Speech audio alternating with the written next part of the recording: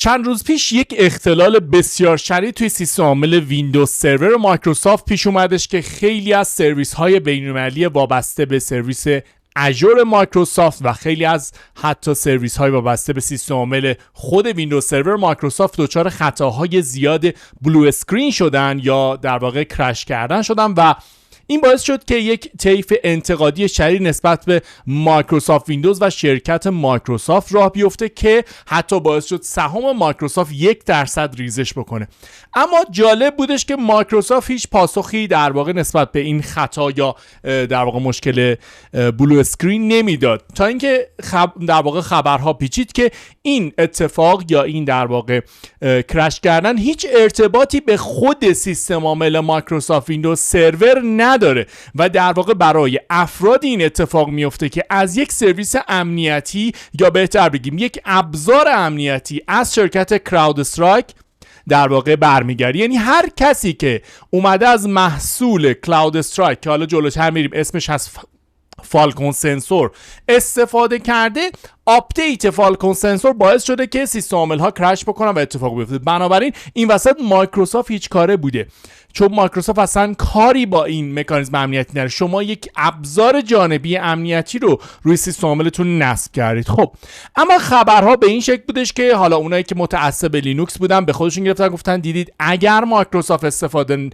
کردید اینجوری بدبخت میشید، اگر در واقع لینوکس استفاده میکنید بدبخت نمیشید. در واقع واقعیت ماجرا اینه که بعضیا اومدن گفتن که کراود استرایک مسئول امنیت مایکروسافت بوده که کاملا اشتباه. کراود استرایک که شرکت مستقل هستش مثل مکیفی، مثل کاسپرسکی، مثل در واقع سایمنتک، شرکت‌های امنیتی دیگه، فقط کار جدیدی که کراود استرایک کرده و چند سالی هست ترند شده این هستش که اومده با استفاده از AI یا هوش مصنوعی تحلیل بدافزارها رو انجام میده و به خاطر همین به شدت ترند شد و طی چند سال اخیر در حوزه کلاود و مایکروسافت به محبوبیت وحشتناکی دست پیدا کرد. خب بیایم یک نگاهی بندازیم ببینیم که چه اتفاقی افتاد و گزارش اخبار رو به صورت کلی ببینیم. خب میگه مایکروسافت خطای بلو اسکرین آف دث داد و توی خیلی از ایرلاین ها، خیلی از جاهایی که از سرویس مایکروسافت استفاده میکردن در واقع این اتفاق افتاده. اما جلوتر که میبینیم که ربطی به مایکروسافت پیدا نمیکنه. خب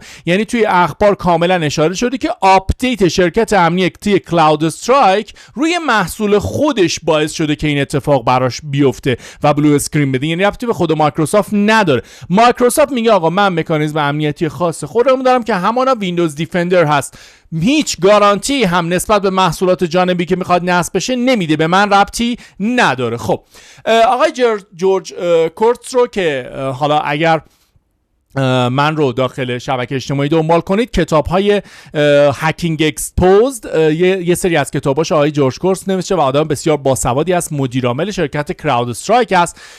خودش اینجا رسما داره تایید میکنه، میگه آقا ما حالا برای ویندوز هاستامون این اتفاق افتاده، خب برای ویندوز هاستامون این اتفاق افتاده، اما من برای مک و لینوکس هم دارم این سرویس رو ارائه میدم. آیه متعصبین مک و لینوکس، خب من برای مک و لینوکس هم این سرویس کلاود استرایک رو ارائه دادم، فالکون سنسور رو داره، اما برای اونا فعلا مشکلی ایجاد نشده و این خطای تیم ما بوده، ربطی به مایکروسافت نداره اصلا. اوکی، خب میریم جلوتر و میبینیم که خب پس این سرویس مال مایکروسافت نیست که حالا بخوایم این اتفاقو براش بیفته یا مشکلی براش پیش بیاد. خب خیلی از دوستان گفتن که حالا شما تو ایران اگر این اتفاق بیفته باید بیا 15 بار ریستارتش کنی، نمیدونم بری پوشه کراود استرایک رو حذف بکنی، یا حتی چرا سرویس هایی که تو ایران هستن اصلا به اختلال نخوردن اکثرا و خیلی از خبرگزاری‌ها میگن ما اختلال احساس نکردیم و خوشبختانه شبکه ملی اطلاعات باعث شد این اتفاقات نیفته. نه عزیز من، ما تحریم هستیم. سرویس کلاود استرایک که سرویس بسیار قابل اعتمادی هست در حوزه امنیت، خب برای ایرانی‌ها غیر قابل استفاده است رسما، چون از طریق هوش مصنوعی داره این کارو انجام میده. مثل ما نیستن که از هوش مصنوعی فقط برای تغییر صدا و چهره و 4 تا عکس و جینگولک بازی استفاده کنن، برای تحلیل بدافزار استفاده کردن و این داخل ایران غیر قابل استفاده است. ما هم تو سازمانمون از این استفاده نمی‌کنیم. حالا آنتی ویروس های بومی سازی شده و چیزهای دیگه استفاده می‌کنیم که مجزا از اینا هستن. هزار جور بدی داره استفاده از محصولات بومی. حالا یه خوبی هم داره که اگر چنین اتفاقاتی در سراسر جهان بیفته برای ما مشکل ایجاد نمی‌کنه، اما مشکل اینجاست که چون اون اتفاق در سطح جهان داره رخ میده و مشکل حل میشه، مشکل دائمی حل میشه. اما اگر در واقع توی یه همچین کشوری مثل ما اتفاق میافتاد چنین چیزی، شاید هیچ وقت حل نمیشد و دیزاسترهای وحشتناک اتفاق میافتاد. این از این. حالا بیایم ببینیم اصلا شرکت کراود استرایک چه جوری هستش. شرکت کراود استرایک که الان شما دیگه میدونید که یک شرکت امنیتی است در حوزه تحلیل بدافزار و محصولات متنوعی در حوزه امنیت ارائه داده. اگر برید توی پلتفرمز و سرویسز متوجه میشید یکی از مهمترین کارهایی که انجام میده اند پوینت سکیوریتی است. یعنی چی؟ یعنی در واقع سیستم عامل هاتون رو از دسترسی های نابجا، اضافه شدن در واقع تهدیدات و فلش مموری ها و چیزهای دیگه، هر چیزی که مربوط به اند پوینت یا نقاط انتهایی، حالا تعریفش تو شبکه نمیدونم چجوری بگم، کاربران عادی باشه، میاد در واقع بررسی میکنه و توسط هوش مصنوعی جلوگیری میکنه از بروز تهدیداتش. اگه دقت کنید میبینید سرویس های مختلفی رو در حوزه امنیت با AI داره ارائه میده و چون AI هوش مصنوعی چند سالی از ترند شده، این شرکت هم به شدت قوی شده. مالک این شرکت در واقع قبلا سهامدار شرکت مکیفی بوده و تو از شرکت مکیفی یه جورایی اومده بیرون و کار خودش رو راه انداخته و به خاطر همین محبوب هستش. میبینید تو بحث کلاود سکیوریتی هم سرویس هایی رو ارائه داده این در واقع کراود استرایک. حالا چه اتفاقی افتاده؟ واقعیت ماجرا اینه که آقا این شرکت بسیار محبوب شده و شرکت‌های زیادی از جمله شرکت‌های زیرساختی مثل هواپیمایی‌ها، خطوط حمل و نقل، بیمه، بیمارستان‌ها و در واقع شرکت‌های بورس و چیزهای دیگه اومدن بهش اعتماد کردن، از محصولش استفاده کردن و اومده یک پلتفرمی رو برای جمع‌آوری اطلاعات و شناخت تهدیدات ارائه کرده به نام فالکون. فالکون سنسور چی هستش که آپدیت هم میشه؟ میاد در واقع یک سکیوریتی اسکنر هستش که باعث این اتفاقات بود. فالکون در واقع یک سکیوریتی اسکنر مثل نسوز بوده، مثالش رو دارم میزنم، در حوزه تشخیص و در واقع گزارش بدافزارها که روی سیستم عامل شما نصب می شده و گزارش های تحلیل بدافزار رو برای شرکت کراود استرایک ارسال می کرده که حالا آپدیت می شده و در واقع مشکلات امنیتی رو سریعتر گزارش می کرده. این شرکت میاد یک آپدیت میده برای محصول فالکون سنسورش، یعنی سنسور فالکونش رو میخواد بروزرسانی بکنه و اون آپدیت اگر سهل انگاری هم بوده از سمت شرکت کراود استرایک بوده. یعنی کراود استرایک اومد آپدیت رو برای محصول خودش ارائه داد و اون باگ رو چک نکرده بود که تو محیط عملیاتی ممکنه چنین اتفاق بیفته و سیستم عامل ویندوز سرور مایکروسافت باهاش اختلال بخوره. چک نکرده و این اتفاق در دنیا افتاد. به خاطر همین مسئولیتش اصلا با مایکروسافت نیست و اگر دقت کنید غیر از عوام و افرادی که حالا توهم دارن، افراد دیگه تشخیص میدن که هیچ مشکل اصلی با مایکروسافت نبوده. مایکروسافت این وسط مقصر نیست، پس ربطی به ویندوز و لینوکس نداره. اگر همین آپدیت رو، همین اختلال رو کراود استرایک که هنوز هم داره برای سرویس های لینوکس هم ارائه میشه، روی سرویس های لینوکسش ارائه میداد، لینوکس ها الان در دنیا به اختلال میخوردن و همین حرف مایکروسافتی ها میتونستن بزنن. اوکی؟ خب این تو ذهنتون باشه. ولی یه چیزی که خیلی جالبه و بعضی از کارشناسا میان تو ایران تحلیل میکنن، خیلی جذاب بود برام. خب میگه واقعا مایکروسافت چطور نفهمیدی همچین خطایی قراره اتفاق بیفته؟ مایکروسافت که خودش میگه وقتی آپدیتی میخواید نصب بشه بیاد توی سرویسی داره به نام WSKS که آپدیت ها رو به صورت مرکزی در شبکه ها منتشر میکنه. میگه خب میومدی با مایکروسافت آپدیت تست میکردی، همه اساتید شروع میکنن میگن بله این سهل انگاری مایکروسافت باید آپدیت رو چک میکرده و بعد در محیط عملیاتی دیپلوی میکرده. خودش که این همه توصیه میکنه، میگه آپدیت ها رو یه دفعه نزنید تو شبکه نصب بشه، اول تو یک محیط عملیاتی با یک سری کامپیوتری که شبیه کامپیوترهای محیط عملیاتیتون هستن تست کنید، اگر مشکلی بود دیپلوی نکنید اینها. چرا مایکروسافت به مشکل خورده؟ آقا برای اینکه این ربطی به مایکروسافت نداره. این آپدیت ربطی به محصولات مایکروسافت نداره. این آپدیت یک آنتی ویروسی هست که روی اون در واقع سرور اومده نصب شده. حالا آپدیت آنتی ویروس رو هم در لول های کلان اگر بخوایم تست آزمون خطا بکنیم، بایستی روی سرورهای عین سرور عملیاتی که تو محیط واقعی هست اعمالش کنیم، ببینیم اختلال ایجاد نمیکنه، بعد بیاریم در محیط عملیاتی. حالا چه اتفاق افتاد؟ شرکت‌های بزرگ هواپیمایی و کنترل حمل و نقل و بیمارستان‌ها آپدیت‌های آنتی ویروس رو چک نکردن.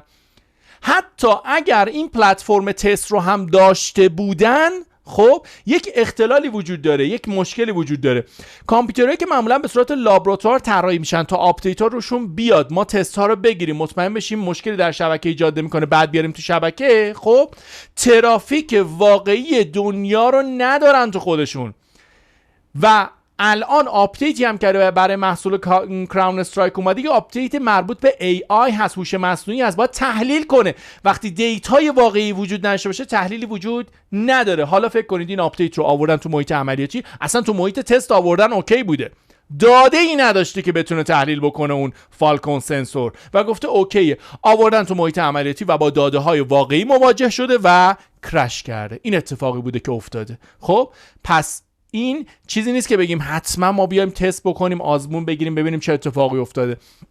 توی مارکت پلیس دنیا دوستان، حالا میتونید بیاید آمار استاتس کانتر رو ببینید و هر جا دوست دارید آمار بگیرید. توی بحث سرور، توی سرورهای سازمانی بیش از 70% بازار سرورها دست ویندوز سرور هستش. بیش از نزدیک به 80% کلاینت ها از طرف کلاینت ویندوز ها هستند. خب این آمار من نیست، آمار گلوبال استاتس.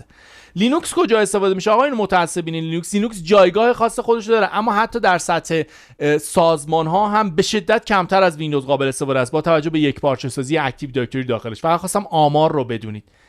این آمار شدید استفاده و بزرگی سرویس های مایکروسافت هست که باعث شد اختلال به وجود اومدن در شبکه یک شرکت جانبی باعث بشه که اینقدر محبوبیت مایکروسافت مثلا تحت تاثیر قرار بگیره یا اینقدر حرف بیاد پشتش. بازار دستشه دیگه. خب این از این. حالا اگر خواستید توی کانال یوتیوب هم یک مقایسه بین ویندوز و لینوکس هست، تمام این آمار رو مستدل براتون آوردم که توی ویندوز سرور کلاینت لینوکس فعلا تو کدوم بازار چقدر آمار دارن، اون رو ببینید کامل میتونید متوجه بشید. پس این از WCS، این از این. حالا آقا میگیم کراود استرایک دیگه، همکار مایکروسافت. یه جایی دیدم میگه همکار مایکروسافت یا وظیفه امنیت مایکروسافت. مایکروسافت مگه اسکل بیاد مثلا سرویس امنیتیشو بسپره دست شرکت جانبی؟ خودش زیر سوال میره، هیچ وقت این کار نمیکنه. بنابراین میایم 5 تا از جایگزین‌های کراود استرایک رو ببینیم چی هستش. خب میایم ببینیم که اولین جایگزین کراود استرایک خود مایکروسافت ویندوز دیفندر فور اند پوینت هست، شرکت محصول خود مایکروسافته که اینم AI. اما چرا این اتفاق افتاده؟ وقتی خود مایکروسافت یک محصول ویندوز دیفندر برای AI داره، چه اتفاقی افتاده که اینقدر محبوبیت کراود استرایک و محصول فالکون سنسور رفته بالا؟ دلیلش این هستش که در سال 2023 خب گزارش ها این اومدش که ویندوز دیفندر خوب عمل نمیکنه در لایه کرنل و خیلی از تهدیدات رو شناسایی نمیکنه. خب بعد اومد شرکت کراود استرایک یک محصول واسطی ارائه داد که می اومد بین در واقع حالا سادهش بگم دیگه، بین کرنل و ترافیک شبکه و در واقع کل فرآیندهای اتفاق میافتاد توی شبکه، توی سیستم عامل مایکروسافت رو تحلیل میکرد و خیلی قوی تر از مایکروسافت اومد بدافزارها رو تشخیص داد به همین سادگی و این رو تونست در دنیا تثبیت بکنه. به خاطر همین تونستش بسیار محبوب بشه و جایگزین ویندوز دیفندر تو خیلی از سازمان‌ها بشه. مثال بشه براتون میگم، تو خیلی از سازمان‌ها ایران آنتی ویروس جانبی استفاده می‌کنن در صورتی که ویندوز دیفندر هم هست. چرا از ویندوز دیفندر استفاده می‌کنید؟ با اینکه آنتی ویروس بدی هم نیست به نسبت اینکه رایگانه روی خود سیستم عامل ویندوزه، چون به اون محصول جانبی بیشتر اعتماد هست. خب محصول جانبی چه چیز؟ ساینت رو داریم، سایمنتک رو داریم، سنتینل وان رو داریم توی دنیا. سایمنتک که سالهای سال هست در حوزه این کار میکنه. اما یکی از شرکتایی که الان بیشترین برد رو در حوزه کلاود کرد شرکت پالو آلتو بود که احتمالاً فایروالاش اگر حرفه‌ای باشید تو شبکه میشناسید. شرکت پالو آلتو از تخریب شدن یا خراب شدن سهام 15% کراود استرایک بسیار نفع برد و خیلی ها 15% بازار سویچ کردن رفتن رو پالو آلتو، همون سرویسی که کراود استرایک میده رو میده. خب اوکی، پس ما متوجه شدیم که یک محصول جانبی محبوب هست که این اتفاق براش افتاده. راهکارش این هستش که این محصول رو باید حالا حذف کنن، همون راهکاری که حالا کلید رجستری هست. تو ایران قطعا ما چنین مشکلی رو نخواهیم داشت چون اصلا چنین سرویسی به ما ارائه نمیشه. از طرفی ربطی هم به لینوکس و مایکروسافت بودن نداره و سهام مایکروسافت هم به خاطر این شایعاتی که درست شد یه مدتی 1% ریزش، بعد دوباره میره بالا، هیچ اتفاقی براش نخواهد افتاد. این از اتفاقی بوده که به صورت کلی افتاده و اگر دقت کنید خود در واقع کراون استرایک هم راجع به این توضیح داده. خبرگزاری ها معمولا دید فنی نسبت به این قضیه ندارن و بعضی اوقات تیترهایی که میزنن براتون عجیب و غریبه که میگن مایکروسافت کرش کرد، خب در صورتی که ارتباطی به مایکروسافت نداره. مثل این که شما الان بیای نرم افزار مثلا حسابداری هولو چقدر تو ایران نصب هست، 1 میلیون نصب داره مثلا. خب نرم افزار حسابداری هولو یک آسیب پذیری امنیتی داره که فیکس نشده و از طریق اون باج افزار میگیرید کامپیوترها. خب الان ویندوز مقصر هست یا نرم افزار هولو؟ قطعا نرم افزار هولو. اوکی؟ و ما ریسک استفاده از اون رو داشتیم. این از این کلیات ماجرا به این شکل است. حالا بحث فنیش که جزئیاتش به چه شکل هست خیلی بحث مفصلی است، من همین رو داخل یوتیوب قرار میدم تا فقط بدونید که کلیات ماجرا به چه شکل بوده. نه مشکل از مایکروسافت هست، نه مشکل از چک نکردن آپدیت ها. مطمئن باشید شرکت مایکروسافت بیشتر از ما عقلش میرسه که باید همه این آپدیت ها تست بشه، اما همیشه اختلال هایی هم وجود داره. خب امیدوارم مورد توجه شما قرار گرفته باشه. اگر علاقه داشتید، اگر خوشتون اومد از این، حتما لایک کنید و کامنت بذارید تا بتونیم ویدیوهای از این دسته تحلیلی هم داخل کانال یوتیوب قرار بدیم.